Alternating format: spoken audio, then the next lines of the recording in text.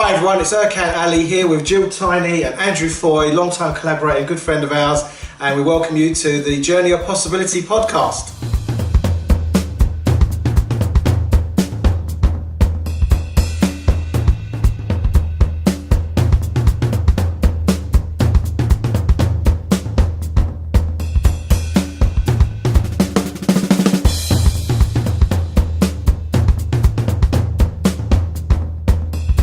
Okay, so here we are with Andrew Foy and Gill Tiney.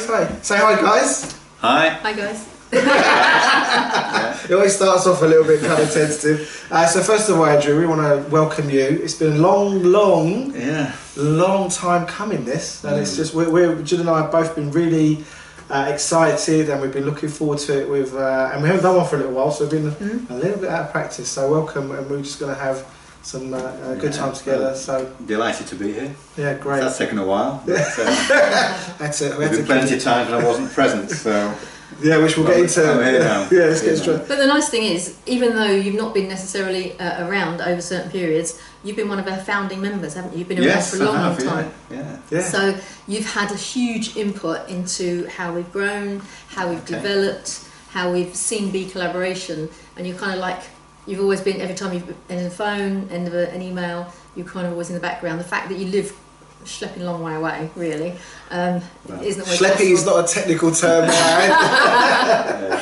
But it's just, you're not always able to get down to us, but it's so lovely that you've always been part of it, even if you've been slightly physically not around. I feel the same. And that's why it's nice to be able to share with everybody that's watching the podcast today, to find out a little bit more about you. They might have heard about you. You're famous. Did you know that? Yeah, you are. Jill talks about you a lot. All the time. So at least those new members that have joined maybe the last sort of 2 or 3 months might not have met you yet. Notoriety is often mistaken for fame. It's just infamous. Yeah. So first of all, before we go any further, we have to acknowledge the flowers behind you. Yes, please do. Please tell us about the flowers. Well, one of my passions is growing flowers.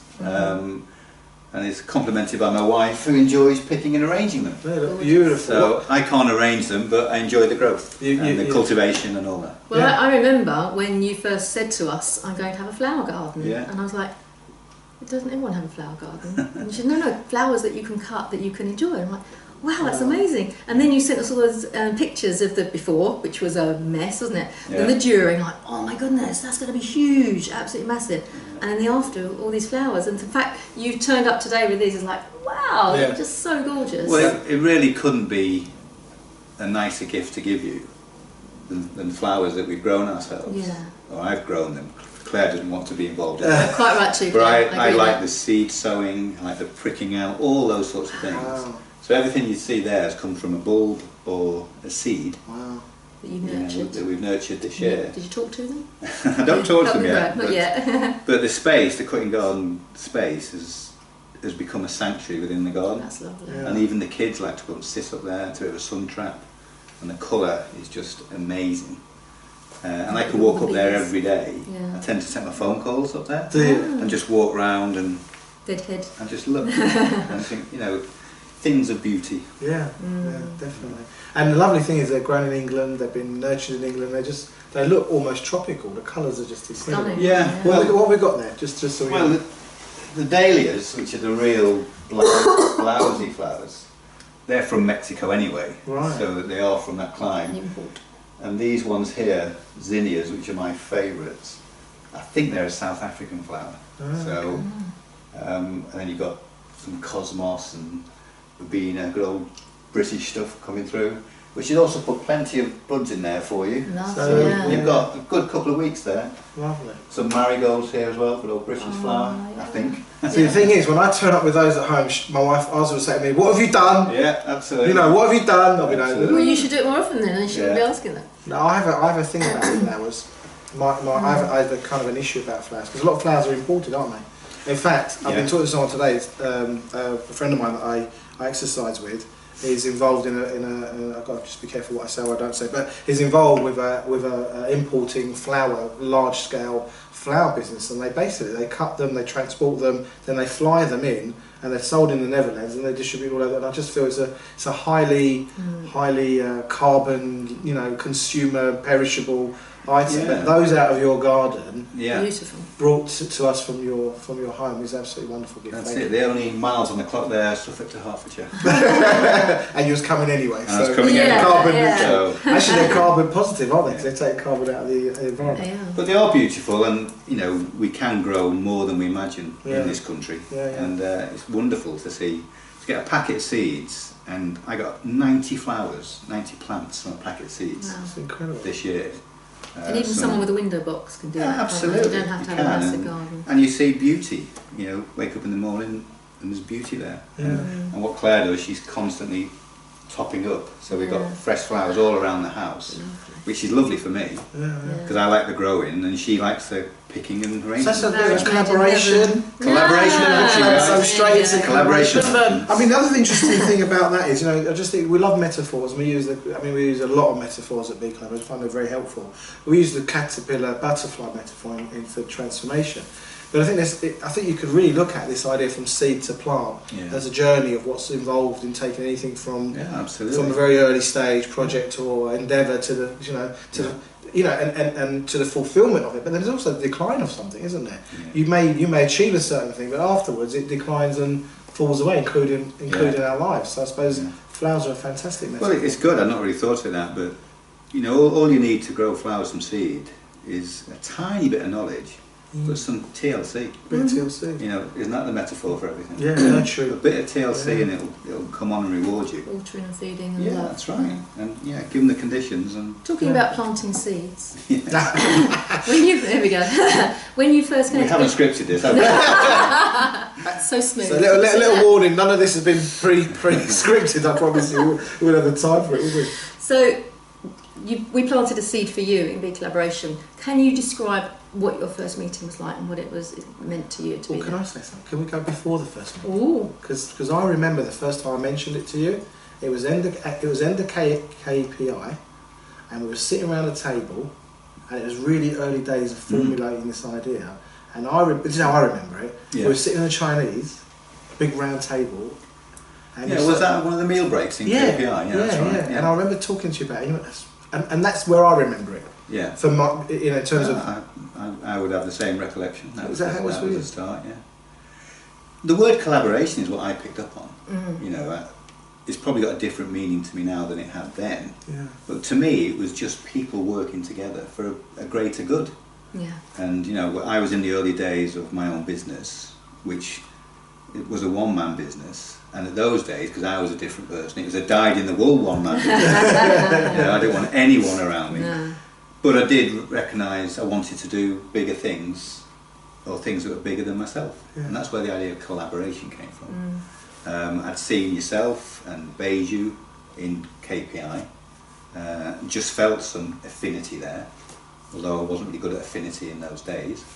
And just thought, I want to be part of that. It was as simple as that for me. Yeah. It was collaboration, that sounds good.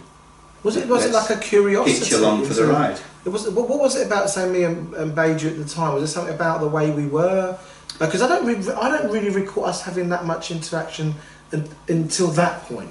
For me, we maybe didn't have many because you missed a few, didn't you? Yeah, I wasn't. You had an illness. Yeah, I wasn't great back then. I don't know. You know, why do you get attracted to certain people? I think Beiju was quite vocal in the group, so you know he was visible. There is a cure for that. We're working on it. No, joking. I didn't say too visible. I just said your inputs must have resonated in a way. Yeah. It sounded believable. Yeah, right, okay. An organisation around collaboration sounded believable from yourself. I mean, that's all I can say really at that time. At that time, yeah. And it was, I'd like to go along for that ride. Yeah, and the reason we know you're kind of one of the very, there's many configurations is because we changed our whole payment structure and everyone pays for it go-cardless, and yours is still a standing order from when we first set things up way back in the old days. That's clearly a comfort zone of mine. I didn't realise. So. That's fine. Every time I see that payment coming, I think, God, he has been around a while, because I think there's only 2 people now that are on that. But I'm sure you've asked me to change that a few times. I just get all confused. No, you're not getting. But also, one of the first meetings, was that in some pub or some restaurant? Oh, well... Benjo Way, or am I recollecting? We were in the theatre first of all. First 2, I think, were in the Hartford Theatre. I can't recall if you were at those then or we not. were at But you must have been. Hartford House, I guess. unless he came to some of the ones before, you know, like before we actually made formal Before. Yeah. There was something like a bistro or something like that was closed for the afternoon. Yeah. Because I remember sitting and Yeah. listening to what was going on, and the bar was over there, and you know, maybe the kitchen was behind Yeah. us. I can't remember what it was. It was some establishment of that nature that you'd hired for the afternoon. Yeah. But it was in between opening hours or something Yes, like that. we've been in all sorts of weird and wonderful places. I mean, just to start cover it off, we've been in nightclubs, we've been in casinos, we've been in restaurants, we've been in hotels, we've been in theatres, we've businesses. They've opened. Let's use their space. So we're not too proud. We'll go wherever they give us a couple of. Well, most of those are my old haunts anyway, so I was bound to come along. So going from the early meetings, I mean, what kind of started to evolve about what we were doing? Because I think coming up to the very recent, which we'll talk about a bit later, you kind of said something to me about, God, now I really understand what you guys are up to. But prior to that, at the level and where you were at, and what were you know, one of the things we've said to people, look, collaboration isn't the new fix. It isn't going to sort your business out. It isn't here to. It's not the new saviour of your organisation or business. But people, what we're getting more and more now is people kind of getting. I think we've articulated it better, but in the early days, it was very much misunderstood. It was kind of a networking thing. Was it a business thing? But it seems to be about. You know, how did that evolve for you? I don't think it was ever clear. And I'm just, true. I was still kept coming, but I don't think it was clear. Yeah. I didn't see it as a networking thing. You know, I had some anti-networking gene in me anyway, so that was good that it wasn't that. I didn't see it as that. A lot of people wanted it to be, didn't they? They were sitting there going, Yeah. well, how am I going to get business if this and this and this? Yeah, but that was never it for me. No. You know, so I was glad that it wasn't evolving that way. I like the things we talked about. I was getting to know new people. So that was kept me coming. I couldn't say I knew where it was going at that stage. Yeah. And maybe you guys did. No, we've got a grand plan. Don't worry. No, but yeah, You let me know. but these things have got to evolve, haven't they? So I don't know. I haven't thought about it that much. It was something that kept me coming along without really thinking, do I know where this is going? Or worrying about it at that stage, do I know where this is going? It wasn't an issue. Well, for me, one of the things that really put you on my radar was when we did that, you did your Know and Be Known at, what was it called in 4th Street, that place we used to go into the basement? Townhouse. The Townhouse, that's it. Oh yes, yeah. And you were talking about certification and how it can help your business and all the rest of it. And I kind of sitting there going, okay, very interesting. And then afterwards, I think it was after that meeting or soon after that, was when you said, did you know that there's a certification for collaborative business working? Yeah, my recollection of that, Jill, is that wasn't a Know and Be Known slot. It was purely about the British Standard of Collaboration. Right. That's what I think that was. I remember you standing around a table. We all sat around a table back there. It was in that other place in 4th Street, yeah. down below. I remember that. Because believe it or not, I don't think I've ever done a Know and Be Known. No. I honestly, I don't think I have. Interesting. That's not a criticism or No, a complaint. it's I'm complaining. I'm going to write a written complaint. That's just an indication of how I've really got to keep him under the radar. You are, aren't you? Yeah. But I think I'd mentioned the British Standard in one meeting, which may have been at Lot 5, yes, yeah. and then not so long after that, You in explained between, what I'd it come could across be. to see you at Harlow, Yeah. when I got to know a bit more about the collaborative standard, and then I just put a 5-minute, 10-minute PowerPoint together Yeah, I remember to it. explain that to BeCollaboration. So I remember that. So it was a Know and Be Known in some way. That's my thing. Yeah. But that's what I think it was. Because that was the beginning of a beautiful friendship, wasn't it? Really, absolutely. it was. Well, that was the first time when I felt I could contribute. Yeah. You know, as I said earlier about didn't know where it was going, I also didn't know where I could contribute. Where you fit. And that was always a little bit of a missing link for me. Yeah. You know, where's this going? What am I doing here? Yeah. I'm enjoying it. Yeah. But it stepped up for me when I thought, I can contribute to this. Yeah. And that's where it started to come alive for me then. Because where you got notoriety or fame, is it, you know, Gill often talks about that as one of our examples of collaboration. And we've redistinguished collaboration. It's that where 3 people or more come together and create something of value that makes a difference that would not otherwise exist. Yeah. So Jill's, you know, speaking on your behalf, but you said it many times, no way could Gill do that. Look, ultimately you could obviously, but it's not something that would be natural, it's not something you want to do, and you probably wouldn't do it that well. No. And it was this combination of you initiating the idea, Gill buying into the idea, then the 2 of you working for a period, and then I think Sarah got involved at a later stage, and I think that kind of lends itself to this something of value that makes a difference that would not have otherwise existed. Yeah, but also it was creating something new, because there's no organisation like BeCollaboration in mind when that standard was written.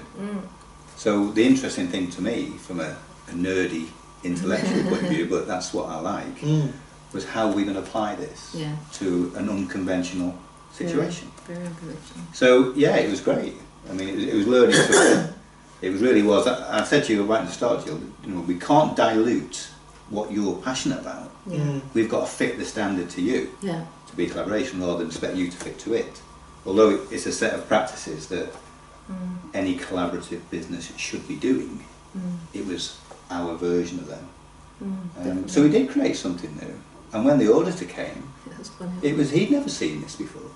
So that was a true collaboration. We freaked him out a little bit, didn't we? You know, I had to dig deep and think, how are we going to apply this in a way that is not limiting or putting a straitjacket on BeCo. Because it would have been so easy to do that, wasn't it? If we were going to go through the whole thing and have it as a box ticking exercise, we would have been straitjacketed. And I remember when we first started, and you said, oh, it's an 8-step process, and I'm like, that's easy, 8 steps. And then we started, and it was 48 steps. And 8 steps, each with 8. But the thing is, you fed me piecemeal so that I didn't get overwhelmed. And it was like, now we need this bit, now we need this bit. And I was just churning out all this information as much as I could, and you were kind of putting it into this, so you knew it was all coming in, but it wasn't until Sarah came in sometime later, and then she kind of interpreted what I was saying into your speak, so that you went, oh yeah, I can put it there, and I can put it there, and all of a sudden it just made life so much easier. Well, I'm glad you felt I was doing it piecemeal, so you could keep up. I was winging it, Gill. Because I was learning it and trying to think, how are we going to apply this as you were doing it? Because I was absolutely adamant I wasn't going to influence what you were going to say. I wanted to capture what you were going to say and what you wanted it to be, to make sure that we satisfied the requirements, but in BeCollaboration's way. And I think you agree, there's no point that I ever say to you, we can't do that. No. Or we've got to do this in a certain way. Well, the ultimate was about 3 days before the auditor came, and we were just totting it up and finishing it off. And you said, can I have this, and I kind of went, ugh. And I just, my heart sank, because I'm like, this. So I just emailed you back going, my heart just sank, I'm not really sure what I'm supposed to be doing. Is it meant this or is it this? And I don't really know. And then normally with you, I would get an email back within an hour, 2 hours, and it didn't come back. And I'm like, oh, flip. Oh, what have I said? What have I done? And it was the next day, or maybe later on that evening, but it was a little while longer than I anticipated, and I was nervous now because you hadn't replied. Right. And you came back going, no, you're absolutely right, I can't do it that way. Leave it with me. I'm like, oh, flip. And all of a sudden now I thought, well, we've got 2 days and the man's coming, and what are we going to do? And you just flipped it on its head so that it was like, oh, obvious. Yeah, that's it. Oh, wow. And the relief I felt, I was, oh, thank God for that, because not only had you taken a problem away from me, you'd listened. You'd listened to me going, my heart sank. So you're going, well, if that's happened, it can't be right. So if you're feeling unhappy, then we're doing something wrong, so let's have a look at another way of doing it. But I felt the sigh coming down the phone line. And I thought, got to do something different here. So if I come to you, Gill, and say, right, it says here, we have to do this, this, this and this. What a torture that would have been. And it wouldn't have happened, because at some point you'd have said to me, Andrew, we don't need this. So it had to be, as I say, the best way to describe it is fit the standard to BeCo, not BeCo to the standard. And I do that with all my customers. I say, we're here to fit the standards to your business, not expect you to fit to it. And you certainly did that. It's a fundamental difference. We were talking earlier about Erkan not liking authority, and I do totally resonate with that, because if anyone's got a problem with something, I'm always like, well, let's go and talk to them. You can't do that, you've got to go to court, you've got to do this and talk to the barrister or whatever it is. I'm like, no, let's go and talk to them. And that's why I liked what you were doing, is that you weren't making me fit us into them. And that was what was so funny when the auditor came, wasn't it? Because he had all these books and all these files and everything, and he'd be going, okay, so that's 3.7, cross-reference with 2. And every time he did that, I looked at you and go, oh, and you're like, okay, Yeah. fine. And then he went, okay, so in a normal business, not that your business isn't normal, but we wouldn't, hang on a minute, we're like, what are you doing? And he said, well, I'm just changing the standards so that that fits in with... Well, he was changing what he was doing. Yeah. So Well, at the end, you know, said, Adrian, you ain't going to find it in there. This is what we've done. Yeah. And that was good for him. He loved it, didn't he? You know, so he wasn't hidebound, and a lot of auditors are. Yes. Because bear in mind, he's got to demonstrate to his authorities that we know what we're doing and we're complying with the standard. So he was willing to be engaged by it, which I admire him for. Yeah, you know, he's an older absolutely. chap. He's lived in that world all his life. Yeah. He was also, if you remember, he was on the committee that wrote that standard. Yes. So it's going to be a little bit, this is Personal my investment. baby, what have you done with this? Yeah. So I admired him for that. You know, he allowed us to keep the spirit of it, but interpret it in our own in way. a more appropriate way for what we're doing. And he was willing to be open enough to say, well, yeah, you've satisfied the requirements of the But in the standard spirit, that way. but in the, you know, if you're looking at a standard called collaborative working, in a way that ended up proving it was a collaboration, because it wasn't, this is a rigid interpretation you've got to fit in. Yeah. And if I'm right, and you know, in terms of because trumpet is there is not an organisation that's a non. Are there other organisations like us with a British standard for collaborative working?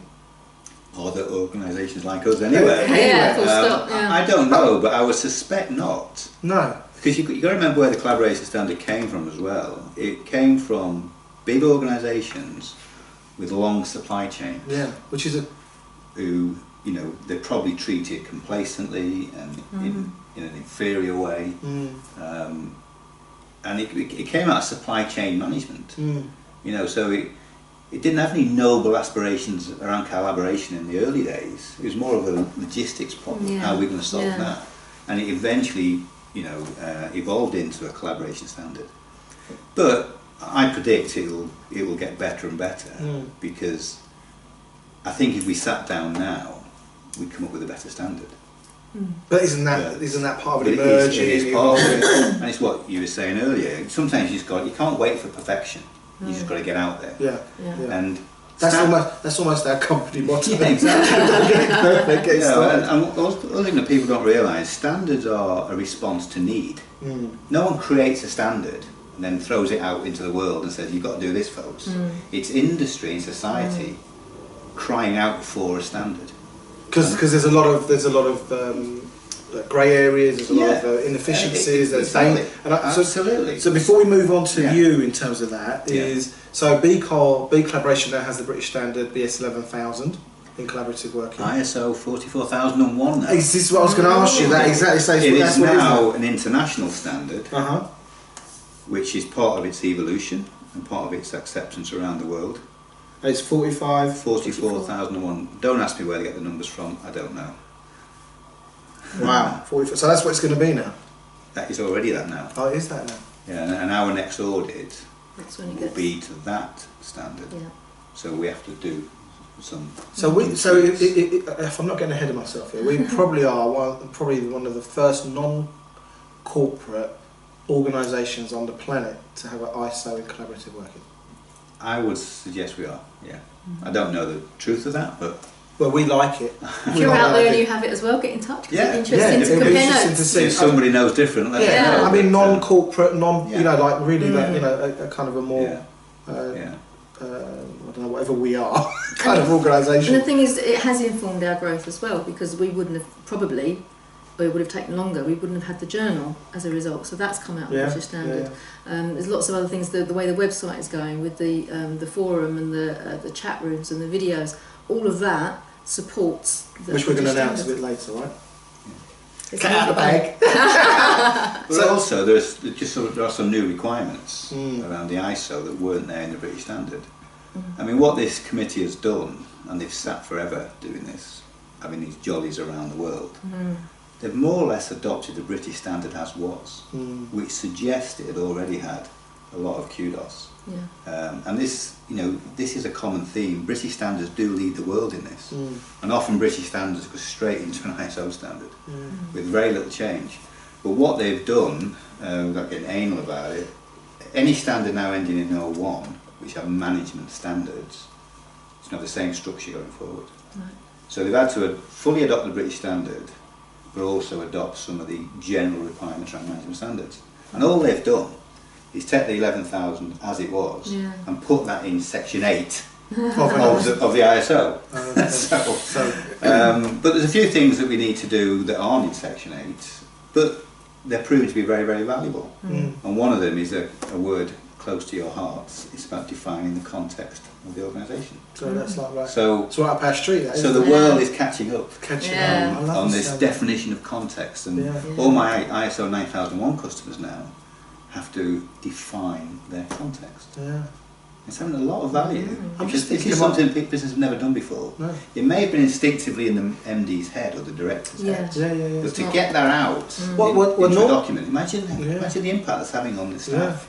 Well, it's kind of, that's where my bread and butter is within the creating context, then creating the do's of how you fulfil on that context. Can you see another little collaboration going on here? Maybe? Yeah, I can actually. Absolutely. I'm like my eyes are going beep beep beep. Yeah. But the other thing is actually it's at the centre of the thinking that's been in around BeCollaboration, but it's at the centre of breakthrough transformational experience. You shift context, you take new actions which produce new results that you never breakthrough results you never achieved before. Well, ISO is wising up because any management standard now will have that requirement to define the context of what you're doing, and also that context has to be constantly reviewed, as you would expect. Yes. But with my business customers, they're finding it's a very valuable exercise. So say never been done before.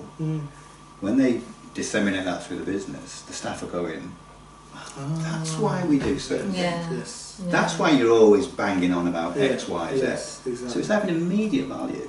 So the issues that you tease out in the context exercise then get addressed in your management system. Well, the other thing it does, and your system becomes the vehicle to achieve your objectives, which it always was that. Yeah.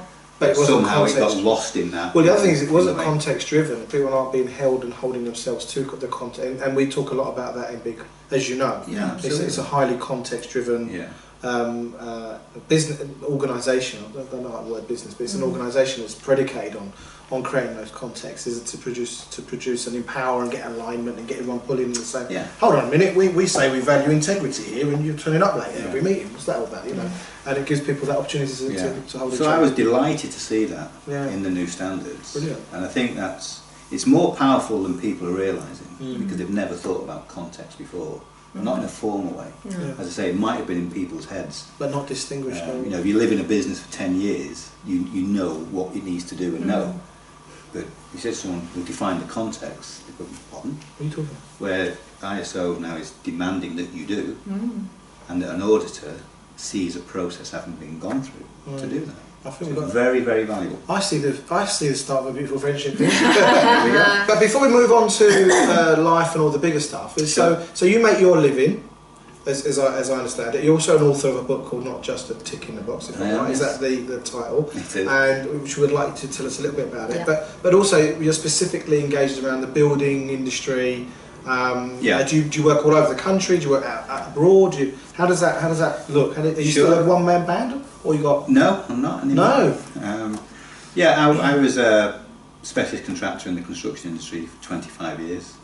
That's where I first came across the ISO standards, because we'd been working for some main contractors forever, it seemed, and all of a sudden they started to say, well, you've got to be ISO 9001 certified. I didn't know what that was. And their rationale was that they were rationalising their supply chain, and they were looking for differentiation. They wanted safe pairs of hands. And the 9001 standard is a frame at which you adhere to and can be assessed as a quality managed business. So you can see anybody with a long supply chain, instead of having to audit all their supply chain members, No, look, here's You can have a third party 9,000. audit and say, yeah, we've passed. Oh, great, you're a safe pair of hands. So that's when I first came across the standard. And what year would that have been? That was about 15 years ago, maybe even more. Might be even longer now. But I came at it reluctantly. So we implemented the standard. I was such a nerd that I was one of those people who got it and read it, and then tried to apply it. But you know, that's why I like that sort of thing. And then we applied more standards after that. So leap forward 10 years from then, when I decided I'd done enough contracting for one lifetime, somebody said to me, what you should do is help businesses get their ISO certifications. Right. It was as simple as that. It was a comment, you'd be good at that. Yeah. And this is true, that was said to me on a Tuesday, and on Friday I decided to do that and I'd resigned. Yay. So, And is that why you at some point ended up in, so this isn't that long ago now, is it? 'Cause obviously that was 2011, believe it or not. Yeah, So- so 6 years now. So was that about the time we did KPI then? Or was it earlier? It was just before KPIs I'd set up the business to do that. And KPI is a KPI program is a 9-month incubator for consultants and small businesses growth accelerator, growth call it. accelerator. Yeah. Yeah, exactly. You can look that up. Gill's, Dent, D-E-N-T, Yeah. people that run it. So I set up a consultancy, whatever you want to call it, to help contractors primarily, 'cause that's where I'm from, although I've done lots of other businesses since, to acquire their ISO certifications. Certainly in the construction industry, it's a method of moving up the supply chain. right. You know, if you want to work for the better customers on the better projects, and for subcontractors that's more protection, generally, not all the time. No, You have to, there's all these glass ceilings that you have to get through, yes. and one way is to get your ISO It's kind of a barrier to entry, and then once you It get is, in, you're yeah. in a different. And you know, not many people will go and get the standard, read it themselves and apply. No. So I come along and say, look, I've done all that. I've done all that nerdy bit. You don't need to. Yeah. Here's what you need to do. Right. But coming at it as a contractor rather than ISO consultant all my life, it's all about practicality. It's what we're talking about with the British Standard. If I'd walked in and just looked line by line, Jill, we've got to do this, we've got to do this. What torture that And that's would be. what it's the same with, let's say, vision and mission statements or context statements. It becomes like a ticking on. You've done it, and it goes in the drawer. Yeah, No, yeah. it doesn't change. Absolutely. Doesn't You know, impact the business. Doesn't. It becomes I mean, you know, I work with small businesses.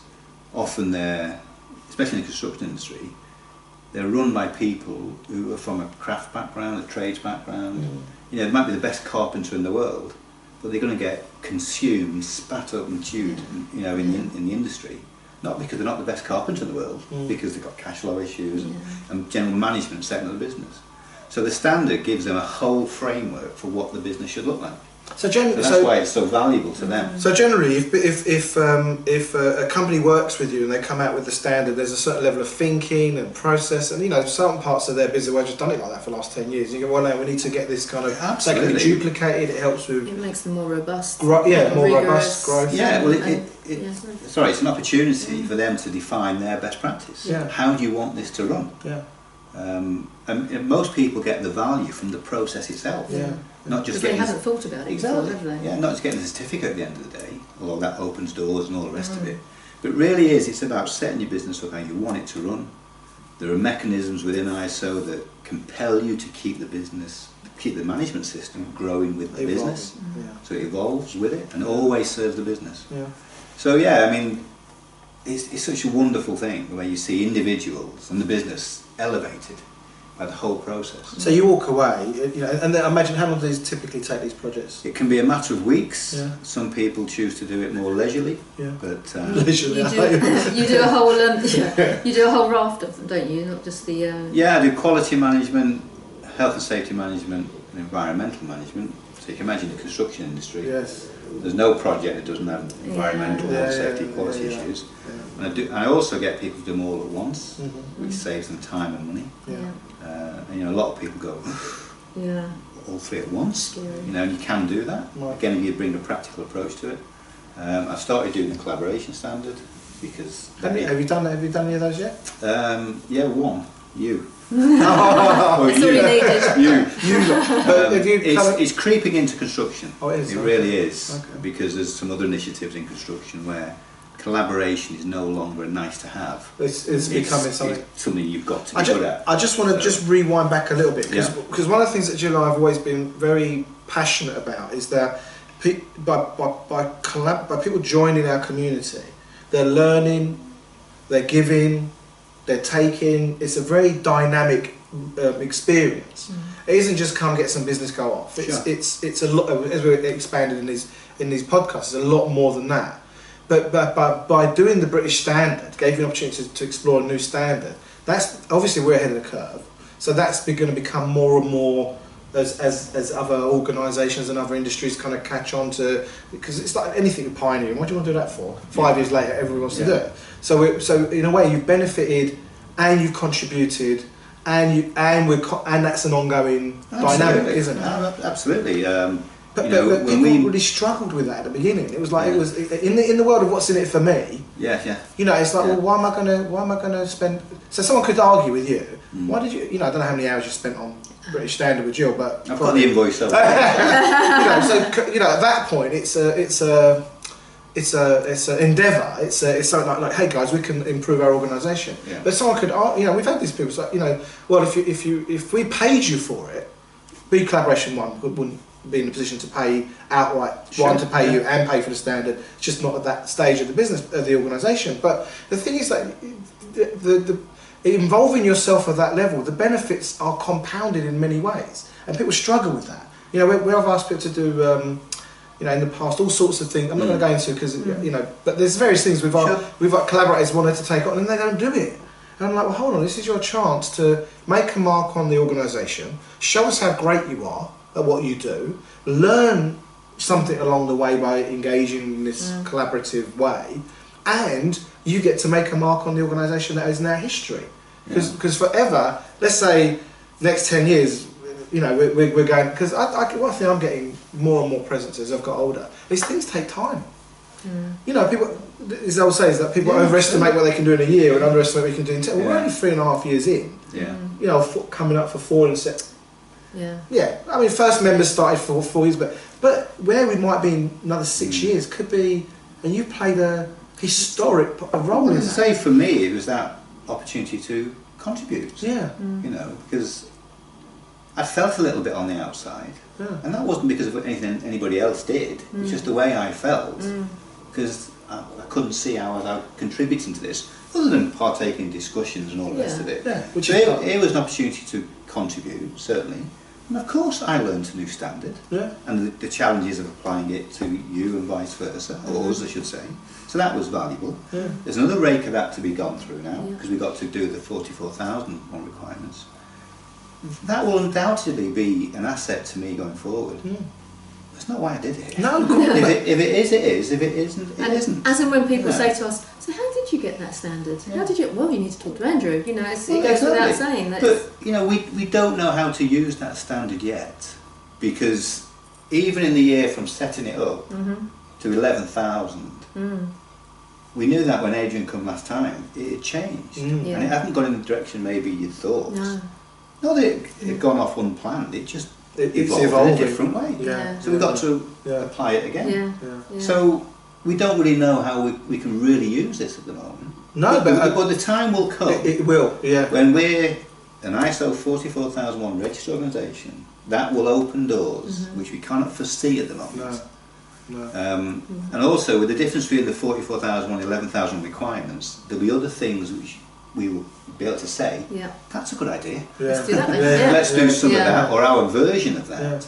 So we will get closer to the standard in time, but we'll always influence its definitely. I mean, just to go as well, the other thing is, I mean, for Gill and I, and some very close people, including yourself, over the last three and a bit years, and a lot of it was just us formulating the idea of what BeColl's about. But different people have come together and contributed such valuable foundational pieces that aren't, how can I put it, at the minute, British Standard 11,001 is pretty much a logo on the website at the moment. I get that totally. And it's influenced the journal, and it's foundational. And the thing we found, and I think we're if you're looking at a project or an ambition, a lot of what you do up front is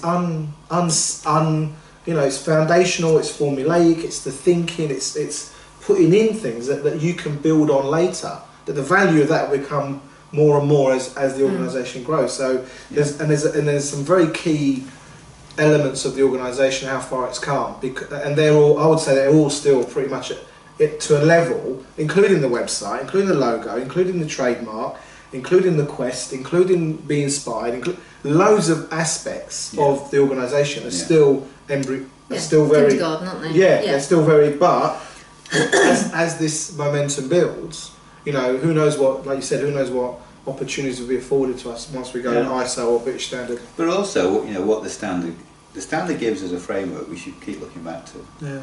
All right, and say, now it's an ISO, these are what brains all over the world, from academics, entrepreneurs, industrialists, think good collaboration looks like. Yeah. So we can always look back on that and say, are we still doing those things?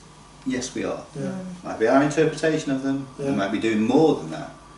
But it's also a little rudder. Yeah. We've got to keep doing these things, because this is what the world at the moment thinks collaboration is like.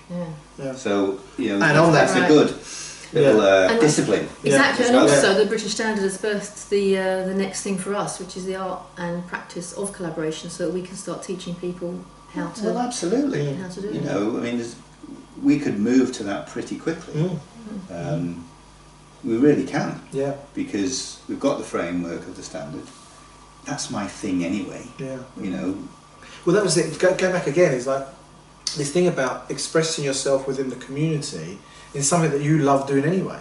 It is. And money, in one way or another, doesn't play a part, because we're evolving something that we're all proud to be part of. Yeah. You know, so it's about, well, it's like, you know, our old metaphor about the picnic. It's all we're doing is bring. You know, you ask me to get in front of a room of people and inspire them. Bang. You know, like I do that. Yeah. You know, I'd be nice to get paid a lot for it, of course, but that's not why I do it. I do it because I would do it anyway. Yeah. And that's why Andrew, to me, in our community, he epitomises what the members are like. Because we've had people that have turned up and have gone, what's in it for me? You know, why would I join as a printer when you've got a printer over there?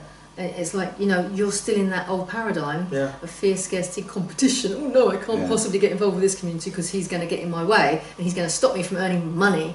Where Andrew's gone, I felt uncomfortable because I couldn't help, and I wanted to help, and I wanted to contribute, and I wanted to do something for you. And when I hit upon that, then I felt good. And it's like, wow, when you're surrounded, and I would say 99.9% of the people, when they come to any meeting, that is the emotion that is like, well, what can we do to help? You know, going back to the book and how we're starting to further elaborate the offering of BeCollaboration, we're saying that out there is a world of fear, scarcity and competition, and we're creating a world of love, connection and abundance. Because when we bring love to the fore, we bring connection and we're all in it together, there's this sense of, you know, and that brings me nicely onto the genius. Yeah. Because genius and... Just say one thing, I I suppose, to the standard. I'm sure there's plenty of people at the moment don't wonder why have we done that. Yeah. Look, I'm happy with that. We don't need to worry about it at the moment. It's not putting a brake on things, but the time will come when it'll become crystal clear because of all this foundation. That's why we're doing that, and that's the value it's offering. Now the fact that that's not highly visible at the moment, it doesn't matter. Let's just dig in there. So you know, I want to keep a weather eye on that because that's my thing. And at some time that'll emerge. You will go, that's why we did that. And look at it. I don't think it's that far off. I can No, feel it coming. absolutely. And certainly, you know, we're going to offer how to collaborate, whatever you want to call that. Why wouldn't that lead on to, for those businesses who could do with it, and we'll get you a certification as well.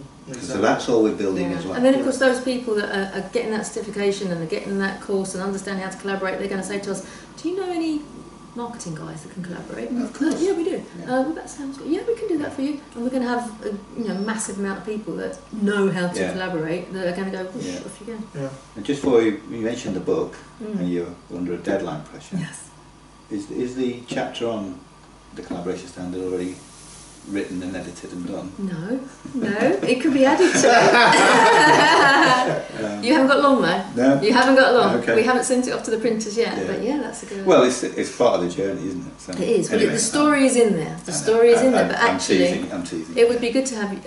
A lot of collaborators have given us their 300 words of 2 pence. So yeah, definitely. Let's have yours. Because that, as I say, you know, that's nice in the background. It'll come to the fore when everyone's ready for it.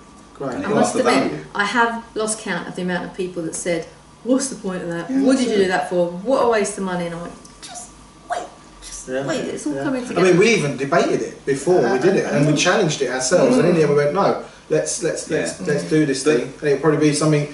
You know, it's a foundational investment in the future. But you remember when we first got that, there was a feeling that there might be a hierarchy, and yes, you know that was before. Yes. I won't call it a schism, but I'm joking. You know what I mean. Yeah. So we've got certified under a different context. Yes. Yeah. Than we did before. Yeah. So clearly, its relevance fell out of the way for a while. Yeah. But now we're pulling it back in. Yeah. Okay, let's change it. Let's move on. Right? So, you were in the first Be Inspired program, the 2-day Be Inspired program. That was, yeah. Yeah, and just so you know, for me, it was. I don't go into too much background on it, but it was kind of my chance to deliver my genius and to do something that I was very, very passionate about.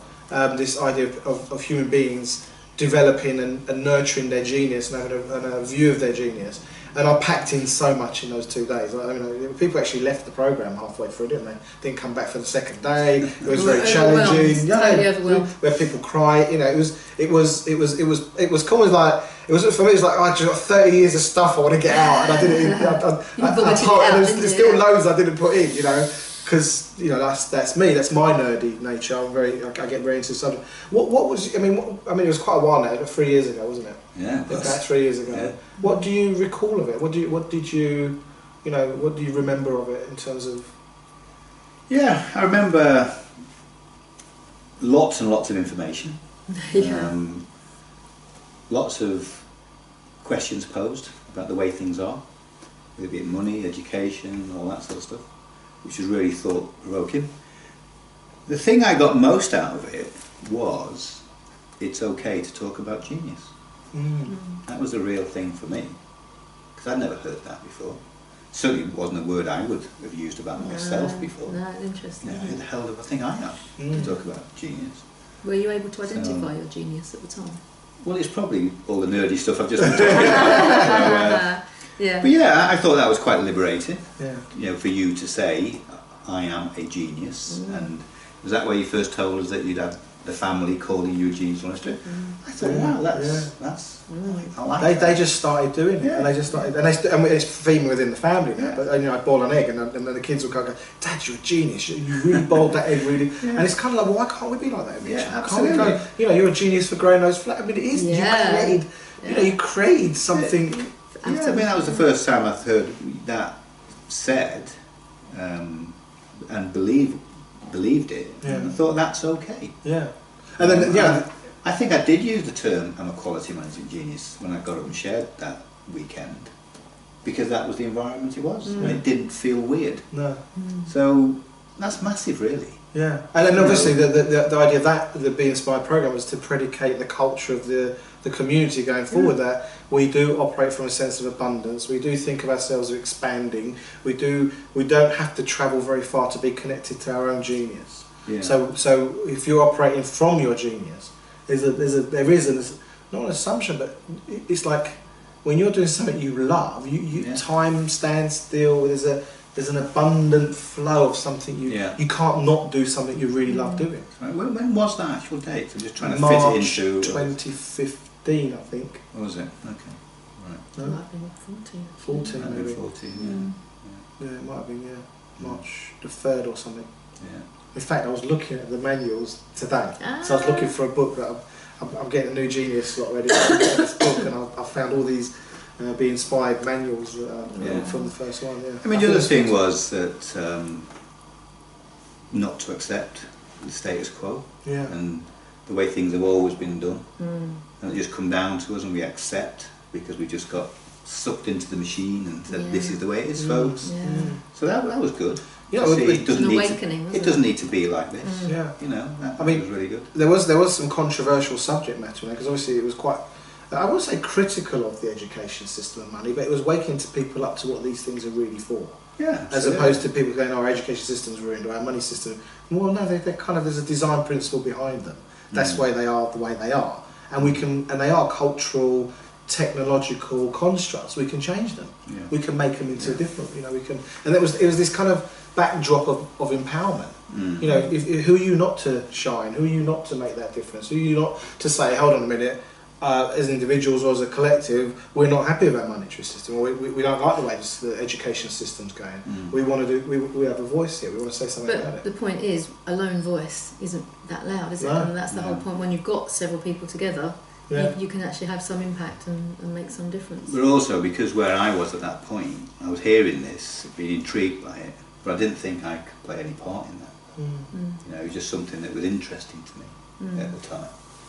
But I didn't feel that, again, I could contribute anything to the debate. That's just the way I was at that time. Well, you've really shifted since then, haven't you? So should we come up a bit right up to date? So one of the things that we've often shared about in the podcast and in front of the room in the meetings is, you know, I'm a 20-year veteran of landmark education. I was a seminar director, seminar leader there for quite a few years, and used to lead introductions. I'm still I'm as passionate about that work and that organisation as I've ever been. Not formally involved with the organisation, but even my daughters did the Landmark Forum in August, and you did the Landmark Forum, when was it? April, May, yeah. And we've been talking. You obviously, when do you recall first hearing about that? Do you? I honestly can't recall the first time I ever heard about it. The first time I ever listened was speaking to Gill this April. I have to talk about what happened to me before. You know, to be authentic about this, because Landmark's been massive for me, but it built on something that I'd finally started to put in place. When we talk about being inspired, and other things of that time, I was leading a double life at that time.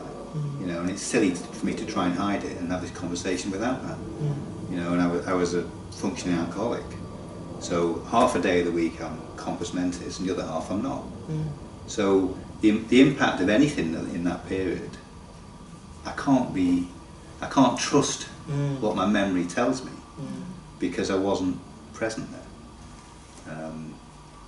So this does link into where I first heard about Landmark, because when I came to Harlow to do the 11,001 audit in April, don't know if you remember this, Jill, but you just said to me, how are you doing? And I did a well look. It's most unlike me. And all I said to Jill was, I'm not doing well. And at that point I'd been about 5 months sober. I was torturing myself with regret and grief for the life I'd lost, or I perceived to have lost at that point. And I tell this story in Landmark. Gill just said to me, you're not the person to live your life on regret or with regret or wherever. Go to Landmark. It was as simple as that.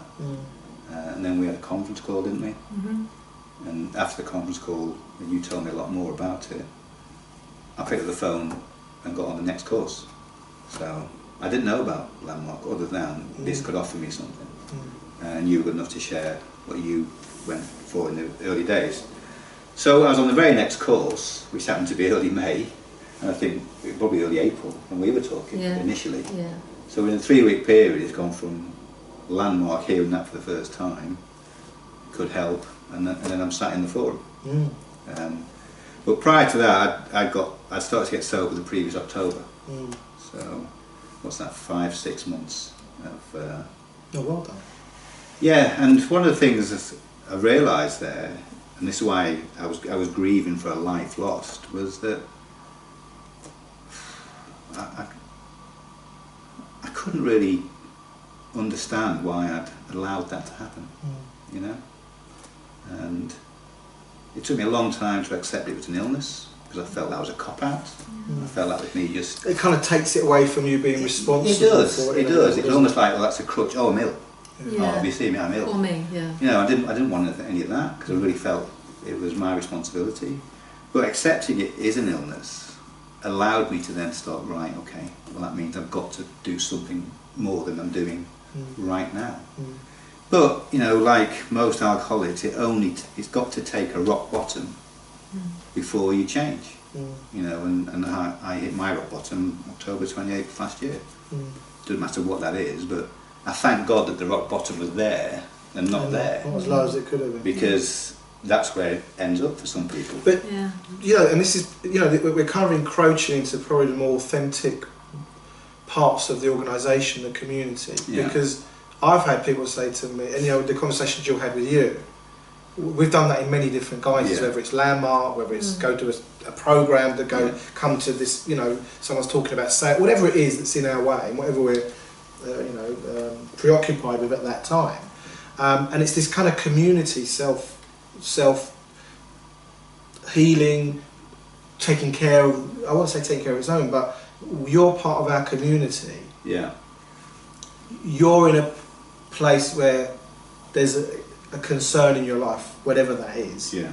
And as a community, we want to support each other. And sorry, I've just and I've had people say to me, literally saying, almost like, I don't know, see how you judge the tone of it. It's like, yeah, but that's not BeCollaboration, that's you. I'm like, well, hold on. My context, my relationship with you is within BeCollaboration. Yeah. I'm making a stand for you in your life and what's possible. And then you're taking it away from the organisation, but it is about what the community is building. This, and I think I asked you for some quotes of mine, didn't I? Because everyone says to me, oh, I've quoted you on that, I've quoted you. I'm trying to collect some of my quotes for a little thing that I want to do. And one of the quotes that one of the things I've said from a long time is there's this adage: it takes a village to bring up a child, but it takes a community to transform a human. Yeah, BeCollaboration to transform an adult. Because by the time we've got, you know, by the time you're at where you were, say, last year, the year before, there's a huge amount of adulthood lived, cultural, past-based practices, regrets, whatever it is. It's a very complex thing. But within BeCollaboration, you know, it is who we're being. It is who we're being individually and as a community. Sure. For us to turn around and say, hold on, because our business is empowering, isn't it? Transformation, breakthrough results, fulfilling our potential. There's a lot of things getting in the way of that. Well, there was. I mean, I didn't understand that. No. Then. No. You know, I mean, it started for me really the previous November when you guys called a meeting of key collaborators, I think you called it then. Go Create. Go Create was it? In That's 2 days, November 15, wasn't it? Yeah. And that's when, if you remember, I was so pleased to be invited to that, but didn't really know why I was invited to that. I couldn't see any contribution I was making, because we hadn't understood that. No. Wow. And I was just so pleased to be invited. And if you remember, I did phone you both up and say, I need to tell you something. And that's when I first said, and that's probably the first time I've said outside my family, I'm a functional alcoholic. And I saw that as hopefully a step, you know, because when you get into the later stages of the disease, you're trying to find that way out, and you're trapped. And it sounds so silly to people who don't suffer from it, because people say to you, just stop drinking. Yeah. And you think, you know, if only. But other people's problems always look simple. Yeah, exactly. So, you know, I knew I was fighting at that point, and I saw that as a step forward. And I tell myself, you've been given a chance here to contribute something. Don't screw it up. All in the context of you're an alcoholic. Tell these two people who I didn't understand were offering me such unconditional friendship. I didn't understand that. I get it totally now about the context and the community. I didn't then, because I didn't know how to listen to that then. So that was important for me, and it was February the following year that I first had a go to get clean. And unfortunately, I was sober, didn't drink for 8 weeks, and then some trigger happened. And the nature of the illness is you go back into where you were, but you know you're going to go lower. You know, so that's why it took me from February to October to get as low as I'd ever been. Your dad was ill. There were lots of pressures on you, weren't there? Yeah, it was. And you know, unfortunately, my dad went to his grave as an alcoholic. You know, but whatever. So yeah, that was coming on. But strange enough, Jill, I managed to get sober whilst that was going on. And I don't know, and it might have been his imminent demise that was telling me, I am not going to die as an alcoholic. You know, and if nothing else, I wasn't going to do that. You know, and I say I had to hit a rock bottom, and that was at the point where I knew my father was terminal. But I had to hit a rock bottom to stay right. That's enough. Yeah. Because if I didn't stop then, I might have died of an alcoholic. Yeah. And it was that serious. That's what I was staring at. So, you know, I don't know if that all that makes sense, but I was starting to grasp for a way out. I didn't realise the part you guys were playing in that. You know, and it culminated in what you said to me in April. So, yeah, all that began to shift. I was getting sober, but having as much struggle with sobriety as I was with the drinking, you know, and that was the confusing thing. And yeah, going on to Landmark, I mean, you've heard me say this, but I walked in there on the Friday morning with all this in my head, you know, this grief, regret, torment, and people have said to me, people have now become very good friends, that I did sort of, you know, and I didn't realise. Like that. Dead man walking. That's the way I was. Well, the thing is, you're dragging all that past with you. And I was numb. I was numb to it. Yeah. And I managed to share on the Saturday morning, and I still don't know what I said, but people said to me, one of the most inspiring things you've said. I said, did you record it? 'Cause I don't know what I said. And I walked out of there Sunday, you know, because you came up. I just walked out of there, left it all behind. So, yeah, that was a magnificent shift for me. I mean, I've used the term miraculous. Yes. And I've never used that about anything I've been involved with before. My experience, my impact for me was miraculous. So, bearing in mind it was miraculous, and I just the phone conversation afterwards with you was just, you know, made my year, if not more. There are people we know in BeCollaboration that have run us up exactly the same as you, have gone, tell me a little bit more about Landmark, and why do you think I should go, and do you think it's going to do me any good? And but they're still resisting it. There's something still kind of pushing them. And we've said to lots of different people, especially those in the guiding lights, you know, why don't you go? And I don't need to. Well, I didn't need to, but I got massive value out of going. So what would you say to them now, as a person that's been through it? Yeah, well, I shared the forum with plenty of people who were really happy about their lives, who didn't need to be there. They chose to be there to make things better and more powerful. There's one lady who's become a good friend of mine. She was then. She had a really successful yoga business. She was so full of life. She said, my life is 100%. I'm just here to find out about it. Now she tells me her life is 200%. Hey. So, exactly. You know, why wouldn't you want some of that? Well, you know, in a way, the Journey of Possibility podcast is a homage to that. Absolutely.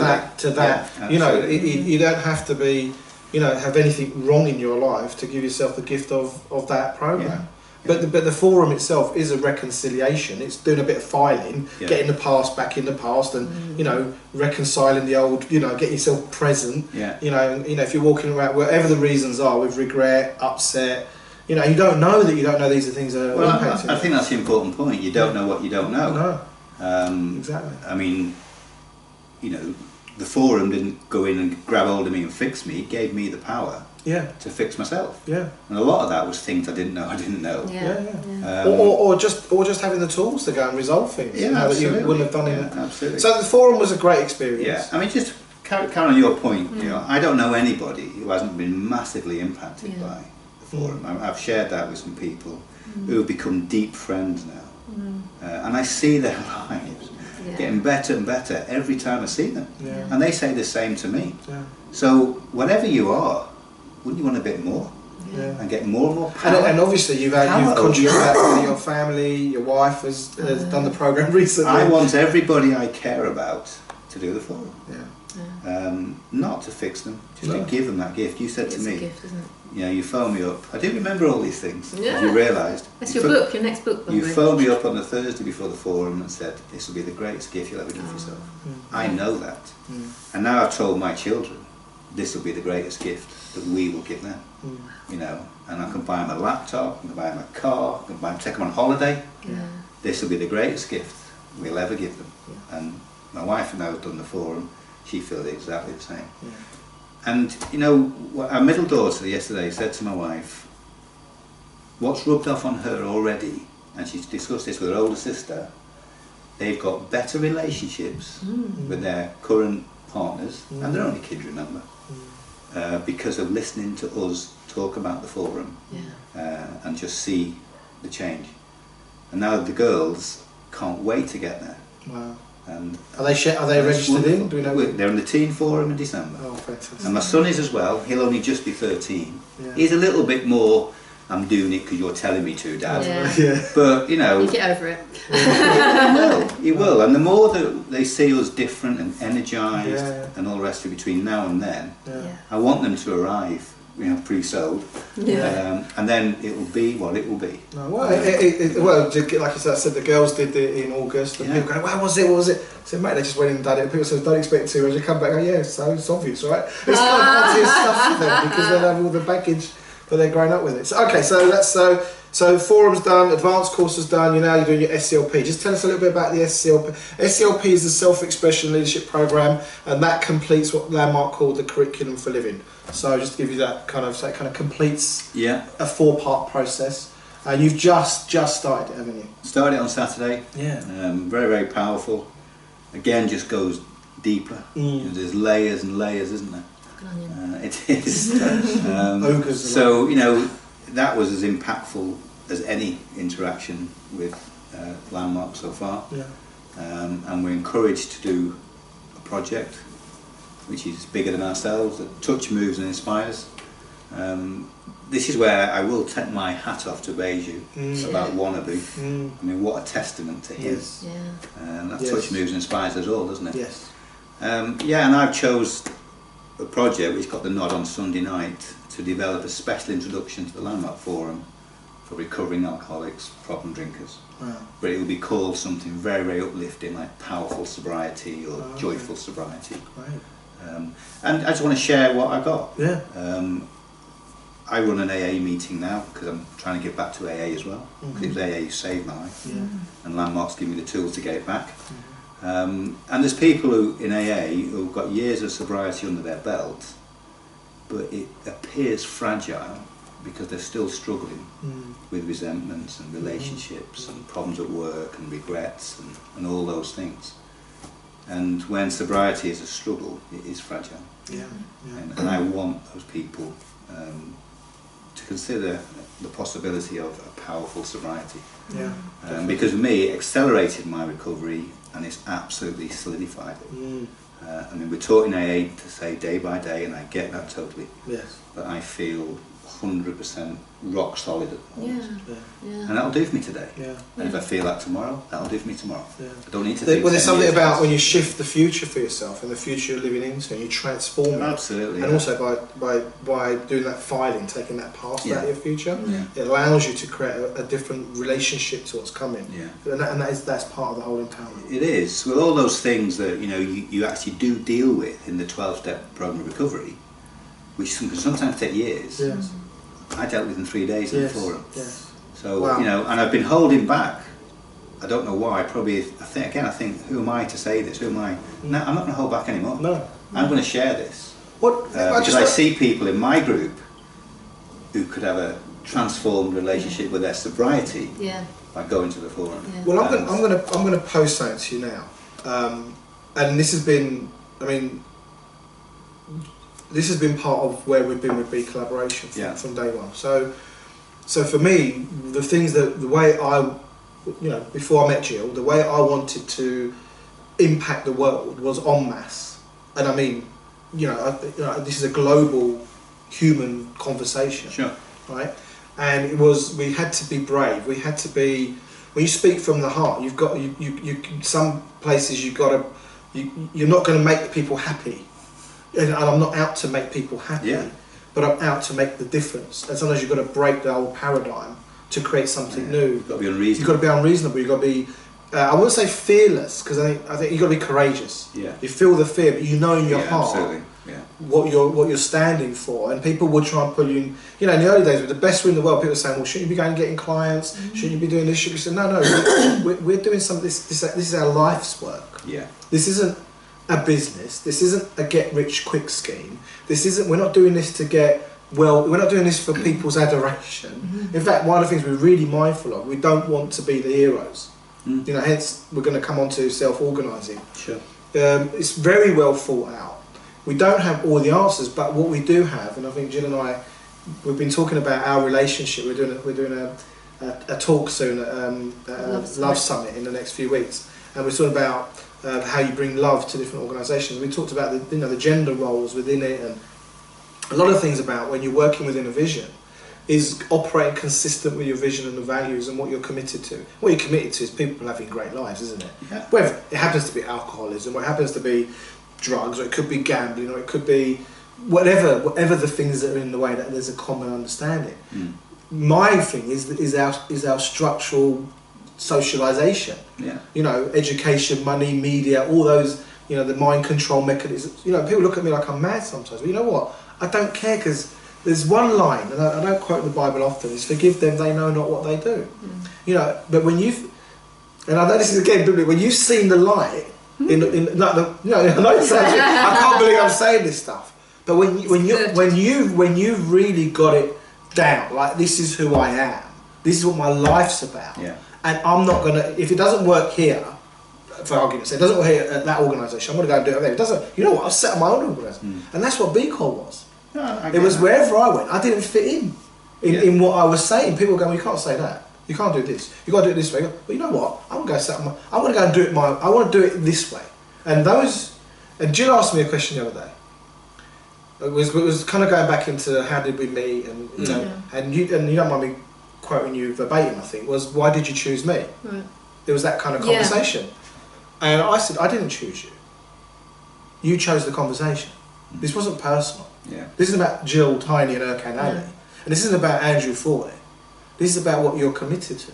Absolutely. And it's the mission, the conversation, the passion for something that chooses you, that you choose. And if you think about the way, I don't like the word recruit, but the way people are attracted to our conversation, we make it clear, you choose to be part of this. No one's asking you to come in. That's it. You're asking to be part of this, and we go, yeah, come in. We're not going, come on, join, come on, join, come on, join. No, no. If this doesn't resonate, this doesn't inspire you, then go and find whatever that is, wherever it is. We haven't got the energy to persuade you and convert you and make sure you want to come. Or close you. You're playing a bigger game, guys. That small stuff is for other people. No, exactly. And then you've got people coming on telling you, oh, you've got to close people, you've got to do this. You kind of go, you know what, thanks for sharing, but we're not playing that game. You don't need that, do you? If your enrolment is heartfelt and genuine and touch, moves and inspires, you get there. I mean, why have I hung on all these years? You know? Well, look at the benefits. Absolutely. You know, for a long time I couldn't hear. I couldn't hear, but I'm still hanging in there. One of the things you said to me, I think it was on the Monday I phoned you, and I haven't cried on a podcast yet. You said to me, and you had me into, I felt so moved. You said, you know what? I now understand what you and Gill are doing in a way that I never really got. You know, it was like a big kind of, and every human being that's kind of got on board with BeColl at that level has gone, because it's you. It's not just we're singing the song. You're going, I want to sing the song. I get it. You know. Yeah, I did. I couldn't listen. I had to have the tools to listen. It started for me on the Sunday night. You know, I did say to you on the Sunday, I actually shared, didn't I, to the group, this guy has offered me unconditional friendship, and I thought it was weird. I didn't know how to behave with that. And now I do, and I offered it you back, and I meant that. And I know I text you on the train, I said, I'm coming home. I didn't get it. You know, and now it is, I do get it. And it's playing that bigger game. We don't need the soft stuff about memberships and do this and do that. But this is the, if you like, the paradox. You did get it. Because you're here, right? And then you'll go, and we've had this for years, that people go, oh, I've just got it, and we go, no, there's still more. And I promise you, there's still another step, and because it's a journey. It's a journey. We're still learning. I do, and you know, another. I think I said this before. One of the unknown side effects of alcoholism is it stunts your emotional development. Right? I feel like I'm in my early 20s. Oh wow. I know everyone says that, but honestly I feel a bit nervous because there's lots I've missed out on to understand. So I'm catching up rapidly. But at the same time, it's like a child can teach adults so many things. Absolutely. Because you're fresh and you're new and it's almost as if, you know, classic landmark stuff, blank slate. It's blank canvas, but I'm starting from so way back. But what that's made me feel is I've got 30, 40 years ahead of me. Think about it. You're not starting way back. You're starting in the present again. You were stuck way back. Yeah, I think I didn't put that right. No. I'm getting it for myself. What you've done is you've reconciled the past. And it's back where it should be, and now you're present. Yeah. But one of the good things about that is, you know, I've already made a decision. I am never going to retire. No. I'm going to be doing all this stuff that I love about my business, about this, about everything. Yes. For the rest of my days. Life to the full. Yes. Exactly. Yes. You know, and have you heard of the book 5 Wishes by Gay Hendricks? You've probably heard of it. So it's a fantastic book, isn't it? I haven't read all of it. I've heard of it. I haven't gone through it. Well, I'd like to share that with people because it's a very, very simple process that can give you some insight into what you're about. And it promises wonders if you answer one simple question, and it's never simple. No. But it is one question. Simple but not easy. And it is, if you were on your deathbed 50 years hence, what are the 5 things that you would regret the most? Yes. And by articulating them, and you should do this instinctively, so you don't think about it for weeks. By articulating them in the sense of, I regret not having done, you can then flip that into the present and say, now I'm so glad I did. You see what I mean? It turns out to be you never regret what you did, you always regret what you didn't do. Yeah. Well, the first thing that came to me, and this probably sounds a bit schmaltzy and all the rest of it, but my first regret would be if I lay on my deathbed and I'd spent more of my adult life as an alcoholic than a non-alcoholic. Yeah. So I turned that round to say, I am so happy that I spent more of my adult life as a non-alcoholic than an alcoholic. Yeah. Now that means I have to reach 93. Yes, that's good. I was just doing the best. So I'm having a 93rd birthday. Yeah, don't tell me you're busy, Joe. I'm Put it not. in there. I'll be running a racket on you for the rest of the day. So, you know, that's how I feel. Yeah. I am going to get to that 93rd birthday party and say, I did it. Yes. And I'm going to savour every single day in between. Yeah. And you know, age is just a number. My physical health is getting better and better. I'm working on the mental side. So new lease of life for lots of reasons. New lease of life. You know, one of the things I wanted to acknowledge you for is how authentically you shared it in a really empowering way. And you know, for those of you who are listening in and watching what we're discussing, you know, I imagine that for me is a big shift because we're not just having this conversation; it's public. You know, we're doing this to contribute the learnings of that journey. Okay, can I change the subject a little bit? Go. So let's put us right up to date.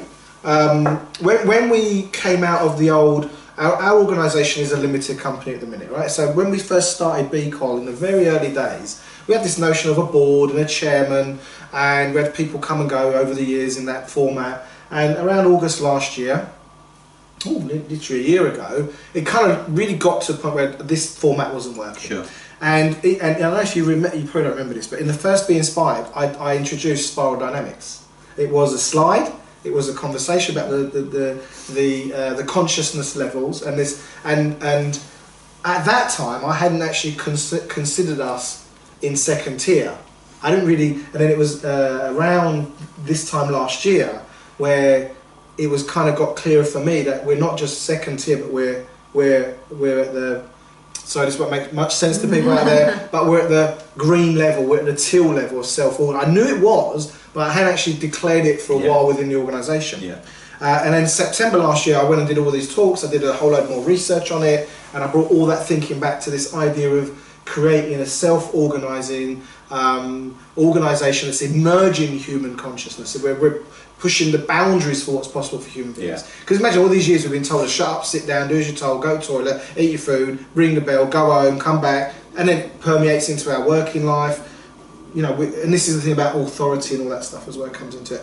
And a lot of people struggle with that. I mean, in fact, the fact we've got love and velocity and compassion and humour in our vision and mission, and we talk about being awesome with each other, on top of it we talk about genius, and then on top of that we're going and self-organised. You know, I'm not going to tell you how to do it. But, you know, you can imagine how many people go, what are you talking about? I mean, I get how far ahead of the game we are. Yeah. But that's what it is to be at that. You know, in terms of where you know, there are different layers, but where the majority of humanity is at, and the Western world. And out of that, we came up with the idea of this guiding lights. And the guiding lights metaphor was that you've got these candles, and we've all got our own light. You just said you're very good at you know, detail and organising, and that's your nerdy nature. And I imagine you've got many examples of those geniuses. Sure. Same with Gill and myself, we have different geniuses. And the idea was with the guiding lights was to bring people with this illumination that can illuminate an area in finite examination, because they are specialists, they are passionate, they're growing, they've got years of, you know, not because they get paid to do it, but because they are interested in it, and maybe they do get paid for it, right? And the idea was you bring these guiding lights together and you create this glow. And the idea of the guiding lights is that the guiding lights are ahead of the organisation, pioneering and thinking ahead as a collective, and they're interchangeable. So one light could come out, another one could come in, but it's about the collective glow and the emerging consciousness. There isn't one person at the front going, hey, it's this way, this is what we're going to do, and this is how it's going to go, and organise people, and you come back to me when you've done, you know, that kind of management, you know, that kind of hierarchical style. And on that note, I think we did 2 guiding light meetings, and you know, Gill and I have only got a certain bandwidth, and we haven't done anything. I think the last meeting was maybe February. I think it was February, and we were talking about who could take on the guiding lights, because I said to you, I can't keep up with it, and we both said you. Right, we both said, and also as your journey's been going like this, you know, you know, it all happened very recently, and because I didn't come to the point where I want to hand it over because it just hadn't occurred.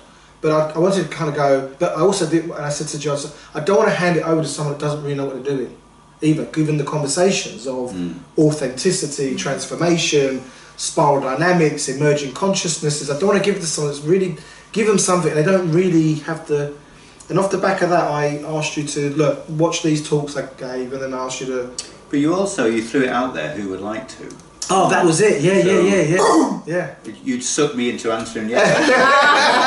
No, because I felt I'd said yes before. No, what we thought in the spirit of self-organising, Gill said, "Why don't we just ask and see who says I want to be?" And then you came up in the space and said, "I want to." So when you heard the question, obviously you kind of get an idea of what you got yourself into now. But at the time, what did you kind of? Well, I'll be honest. I don't know if you remember. I was one of the people who said to you, "It's a lot of rubbish." This yeah, I do remember. And, you know, the old me. Let's just get on with it and do it. I think you kind of said we should just get on and do stuff. Again, it came back to contribution. Yeah. You know, I get it totally. You guys can't do everything. No. I like the idea of self-organising. I didn't really understand it at that point. So really, it was out on a limb, really. Yeah. There's somewhere else I could contribute. I'll say yes, and then read up about it. Yeah. It's as simple as that. And having read Spiral Dynamics now, or listened to the audio book, wow. And what have you got from going through? I mean, how's it starting to formulate in you? Because we're doing this live. No, we haven't had any chance. No. I just get it. I love the idea of emerging consciousness.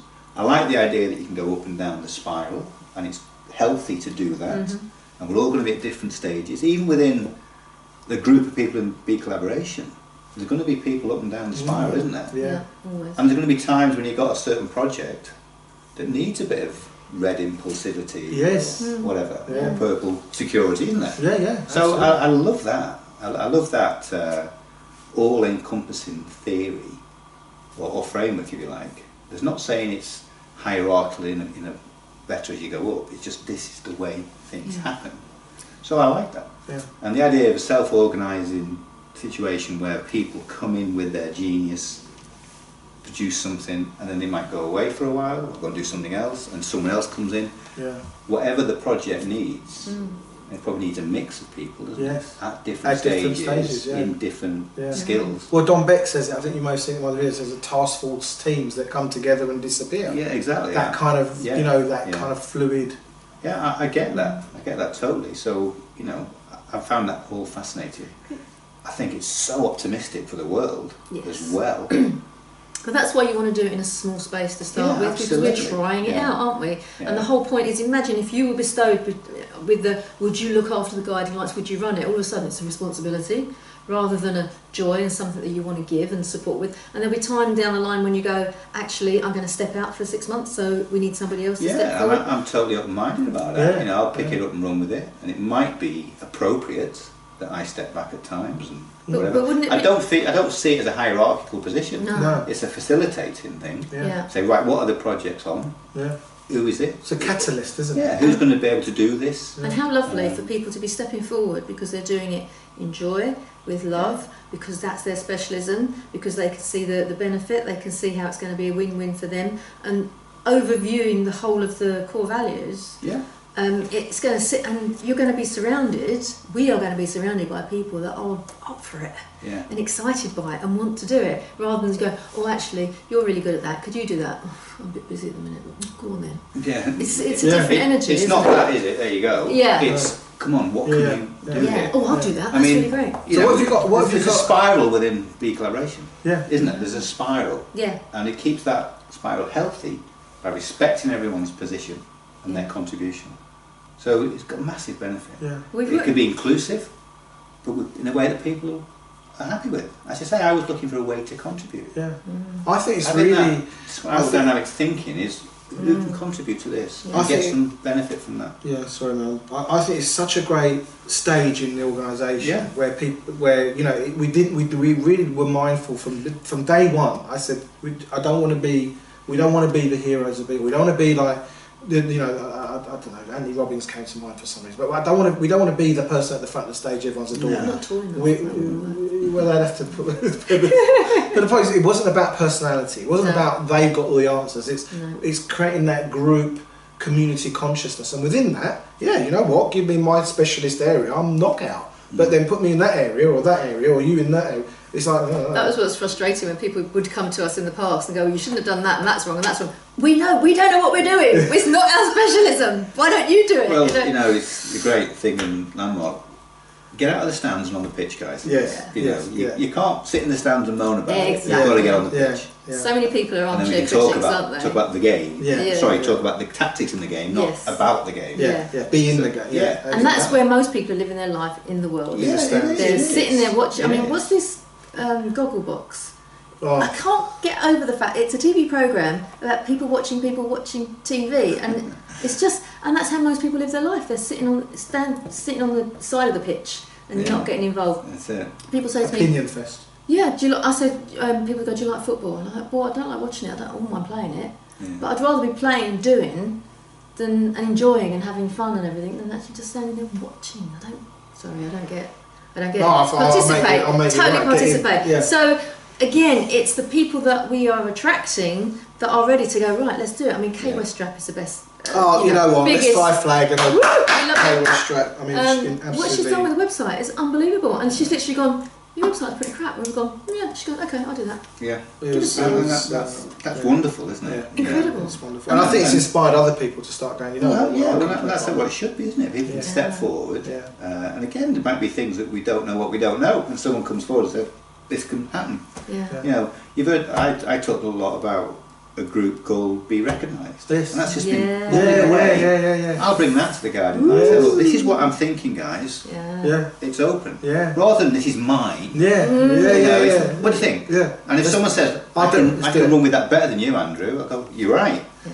Please. Crack on. And let's get this thing into existence rather than the back of my head. Yeah, and that has been around for a while. It has been around for a while. It's been brewing. Well, he's been bubbling. but there was whatever reason. But it's still there. But you know, in the introduction of this experiment, we've done a new introduction recently, so we reviewed a lot of things about the concept, taking stuff out and whatever. But this idea is, that's in that moment of conception, there's this idea of a sperm and an egg. Yeah. You know, and sometimes those things come together, but then there's no nurturing, there's no supporting it, and it just withers away, and you kind of go, what happened to that? Oh yeah, well, we didn't get anywhere with that. But still, when you talk about it, you come back and go, you know, it's something really passionate about. Yeah. And the BeCollaboration community is the conditions for those things to thrive, and other people that want to get involved. And people will have an angle on that. Yeah. You just heard this is my thoughts, guys. And Yeah. some go, ooh, what about this, what about that? Things I'd never even thought of, and say, absolutely. Yeah. Which And is all of a why sudden, it's, it starts to live. we're very excited about the open space in the September meeting in London, 26th of September. I think so. If that's a Tuesday, Last then Tuesday that's of the one. month. But Fourth Tuesday. That's where people can come and go, I've had an idea, and they can just pitch it to the room, whether it be a money-making idea or a project or anything that they're thinking of or just want some support on. And then the people that are interested and go, I think I can help with that, they can filter through to them. And so potentially, I think we're going to get 4, 6, 8 projects out of that whole afternoon. And the world will never be the same. That's what it is. And it's fine to have a dozen projects and only 2 of them come to fruition. But you know, if you don't there's still a learning in all that, isn't exactly, there? and if you don't try, you're never going to find out. Right, we are value in that whole process. We are getting dangerously close to like we have been going. I think this is probably the longest podcast. You do talk a lot. Oh yeah. What I would say. So, what are your plans for Guiding Lights? Have we got anything in the pipeline yet? Put you on the spot. Oh, it's a bit mean. No, it's not. After this podcast, yes, I want to see where we are. Yep. What projects are either done and dusted or still to be done and dusted. Okay. I've got something to bring, like I want to bring Be Recognised to that, tell people what that's about, and just see who can come forward and make that reality. Can we get a date soon? So if collaborators that are watching this, because there's no barriers set for members to be part of the Guiding Lights, is there? There's no. If people want to be part of it, obviously there's a briefing, a bit of etiquette. We're going to find a way of doing that a little bit more kind of. Well, why don't we say by the time this goes live, we'll have a date, because we're going to talk about that. This will be live in about 30 minutes after that. Better get the diaries out. Look out for the email. The email will come out telling you more. Fantastic. So watch out for that. Yeah, I just want to see where we are, folks, and then just run with it. Okay. You know, Fantastic. I don't need some big handover. It's just roughly where we are. Okay, let's go. Let's go. Yeah. Okay. And then. Will be. Before we move on to a couple of points of business, is there anything else that you want to say? Anything else that you've forgot to mention? Or no, I don't think so. I think you've been a delightful guest. I hope so. It's been delightful, and that's another transformation in me, talking about myself and things. That would never happen. Yay. So I've got a little note here. Andrew, known be known. We need to get that date. That's well I hope it's been okay. It's been brilliant. Thank you very much. Feels good. Thank you. Any news? Just updates. Don't forget, now it's September. All the collaborator meetings are happening again. So we've got this Thursday over in Essex. If you haven't already signed on, go to BeCollaboration.com and you'll go to meetings, attend a meeting, and you'll see the dates for Essex. That's at the Millennium Centre in Chelmsford. Then the following week on the Friday is the Hartford meeting. Erkan's going to be in charge. It's going to be Not fun. Really, Linda and Carol. You're worried there, right? Yeah. I'm just carrying stuff over. So all the sector. So as those who might know, we break meetings in August and December. So all the meetings are back online. So check the website for all that. Loads happening for members in terms of the forum. Yes, that's going live very soon, isn't it? Live. Well, not everyone's on it yet. Oh, it's just live for us. Oh, right. So we've got it, but you're gonna have to wait. So you'll be able to go into the website. You'll be able to log in.